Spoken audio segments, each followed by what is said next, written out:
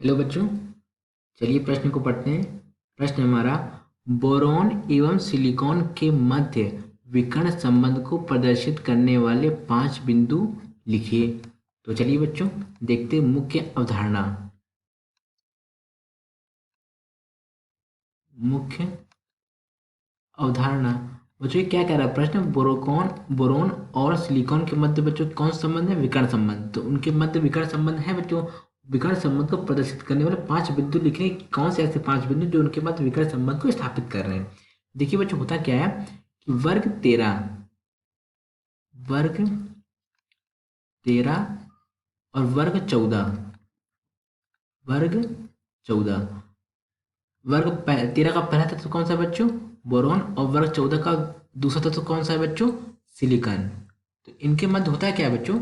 इनके मध्य ऐसा होता है कि ये दोनों तत्व अलग अलग वर्ग के होते हैं। तो इनके मध्य विकर्ण संबंध स्थापित इसलिए किया गया है बच्चों, क्योंकि दोनों तत्व क्या करते हैं? दोनों तत्वों में काफी हद तक समानताएं पाई जाती हैं। क्या होती है बच्चों? काफी हद तक समानताएं पाई जाती है, इसलिए क्या किया गया बच्चों? इनके मध्य में एक संबंध स्थापित किया गया। इसे क्या बोलते हैं बच्चों? विकर्ण संबंध बोलते हैं।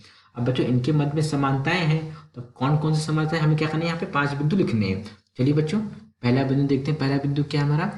पहला बिंदु है हमारा, देखिए, पहला बिंदु क्या है? दोनों तत्व अधातु हैं। क्या है बच्चों? दोनों तत्व अधातु हैं। दोनों तत्व अधातु हैं। अधातु मतलब क्या होता है बच्चे? जो इलेक्ट्रॉन त्यागते हैं उन्हें क्या कहते हैं? अधातु कहते हैं। इलेक्ट्रॉन त्याग कर क्या करते हैं बच्चों? ऋणायन बनाने की प्रवृत्ति रखते हैं, उन्हें क्या कहते हैं बच्चों? अधातु कहते हैं। दोनों तत्व अधातु हैं। और क्या, ये तुम्हारा हो गया पहला पॉइंट, पहला बिंदु। दूसरा बिंदु क्या है बच्चों? दोनों को गलनांक एवं कथनांक कैसे होते हैं? अत्यधिक उच्च होते हैं। दोनों तत्वों के दोनों तत्वों के गलनांक व क्वथनांक कैसे होते हैं बच्चों? अत्यधिक उच्च होते हैं। गलनांक व क्वथनांक अत्यधिक उच्च होते हैं। अत्यधिक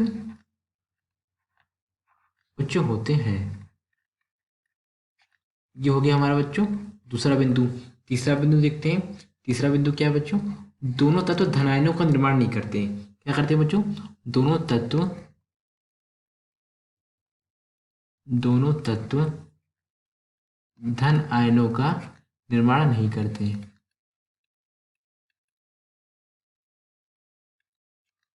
धन आयनों का निर्माण नहीं करते। ये हो गया बच्चों हमारा तीसरा बिंदु।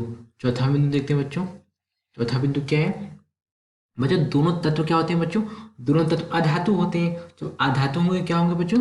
दोनों तत्व विद्युत के कुचालक होंगे। दोनों तत्व विद्युत के कुचालक होंगे। क्या होंगे बच्चों? कुचालक। दोनों तत्व विद्युत के कुचालक होंगे। अब बच्चों, ये दोनों तत्व विद्युत के कुचालक हैं।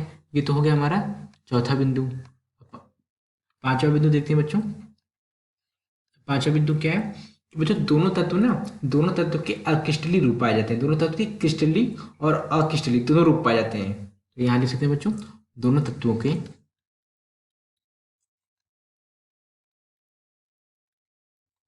दोनों तत्वों के अक्रिस्टलीय रूप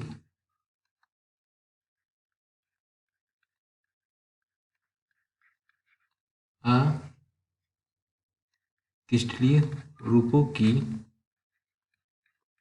अपेक्षाकृत क्रिस्टलीय रूपों की अपेक्षाकृत क्रिस्टलीय रूप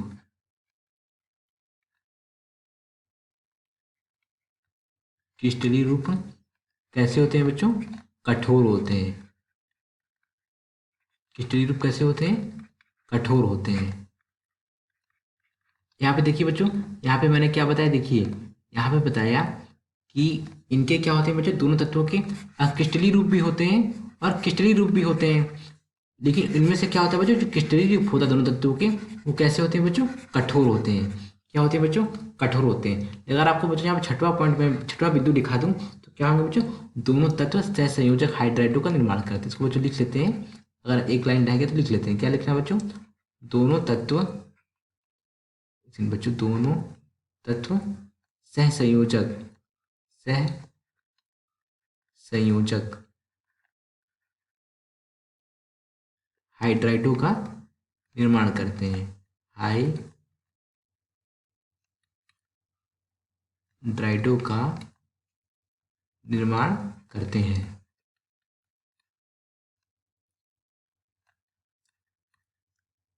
ये हो गए बच्चों हमारे कितने बिंदु, 6 बिंदु। प्रश्न में कितना पूछा था, 5, एक बच्चों मैंने आपको यहाँ पे एक्स्ट्रा बता दिया है। तो बच्चों ये 5 बिंदु जो लिखे हैं ये क्या बच्चों, ये दोनों तत्व में समानता होने के कारण इनके मध्य में क्या बना है बच्चों, इनके मध्य में ये विकर्ण संबंध बना है। क्या बना बच्चों, इनके मध्य में ये हमारा क्या बना है, विकर्ण संबंध। यहाँ पे लिख लेते हैं